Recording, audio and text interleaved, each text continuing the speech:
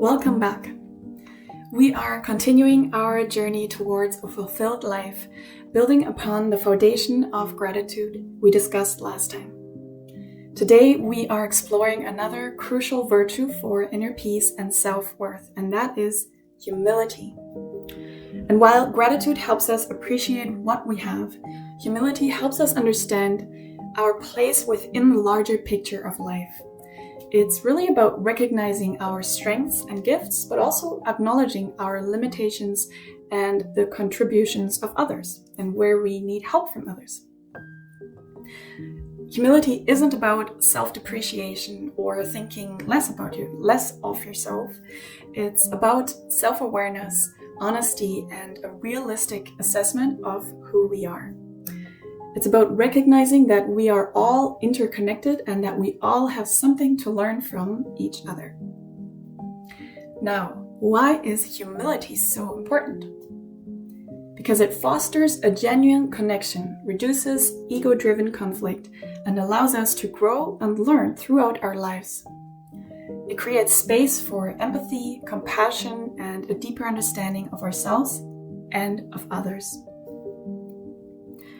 When I was younger, I used to be very, very defensive when I received constructive criticism. It was very hard for me to take. I took it very personally and often got upset. But over time, I learned to see feedback as a gift. It still isn't always easy, but I have learned that it's an opportunity to improve and to grow as a person into the woman that I want to be. And now I actively seek feedback from friends whom I can trust. It's not always easy to hear, but it's essential for personal development. Learning to be open to feedback has been a huge lesson for me in humility. Humility helps us avoid arrogance and pride, which create barriers between us and people in our lives. It allows us to be open to feedback, to admit our mistakes, and to learn from our experiences. And humility also reminds us that everyone has value and that we all have something to contribute. And this recognition fosters a sense of connection and belonging, which is essential for our well-being. I have found that a beautiful example of humility can be found in the story of Sarah Crewe, from A Little Princess, which you might be familiar with. It's a novel by Frances Hodgson Burnett.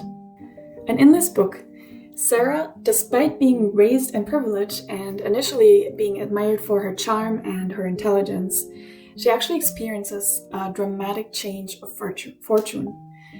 She loses her father, her wealth, and her social standing, and she's forced to live in poverty and servitude. But here's the thing, even in the face of extreme hardship and humiliation, Sarah maintains her sense of inner dignity and kindness. She never loses her empathy for others. She also treats the less fortunate with compassion and with respect, even when she herself is being treated poorly. Sarah's humility isn't about accepting her circumstances passively and just trotting along with the way things are. It's about maintaining her inner strength and character, regardless of her external situation. She understands that true worth comes from within, not from external recognition or from status. Her humility allows her to rise above her difficult circumstances and to maintain her sense of self-worth, even when everything around her is falling apart. Sarah's example also teaches us that humility is not equal to weakness. It's a strength that allows us to navigate life's ups and downs with grace and resilience. It's about recognizing our own value while also acknowledging the value of others. It's about treating everybody with kindness and with respect, regardless of their circumstances or social standing. This week, I challenge you to reflect on your own sense of humility. Where do you see it in your life? And where could you cultivate it a little bit further? Consider how you interact with others, especially those who are different from you or whose opinion differs from yours. Are you open to learning from them? Are you willing to admit your mistakes when necessary? Your workbook has some more exercises to help you explore these questions more deeply. Humility allows us to connect deeply with others and live authentically. It's vital for inner peace and self-worth. And now, with humility as our base and our foundation, we'll explore the final virtue in this section, courage. Because embracing our true selves takes courage. Let's explore the power of courage in our next lesson. I'm looking forward.